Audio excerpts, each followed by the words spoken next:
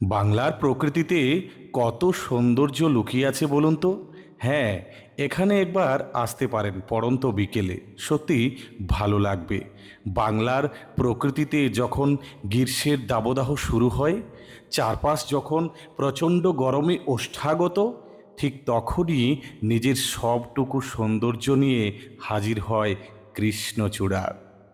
কৃষ্ণচূড়া গাছের সবুজ পাতার ফাঁকে রক্তরাঙা এই ফুলগুলো যেন প্রকৃতির বুকে আগুনের আলপনা এঁকে দেয়। এটি কেবল একটি ফুল নয়, বরং বাঙালির আবেগ ও ঋতু বৈচিত্র্যের এক রূপবৈচিত্র্য অবিচ্ছেদ্য অংশ। এই ফুলটির অনেক নাম: আগুনচূড়া, লালচূড়া, গুলমোহর। আর কৃষ্ণচূড়া তো আমাদের কাছে অতি পরিচিত। এর বিজ্ঞানসম্মত নাম ডেলোনিক্স রেজিয়া। হ্যাঁ, ডেলোনিক্স রেজিয়া। এটি ফেবেসি পরিবারের অন্তর্গত। বলুন তো কি সুন্দর, তাই না? আমার তো গান মনে পড়ে যায়, তরুণ সিংহের কথা মনে পড়ে।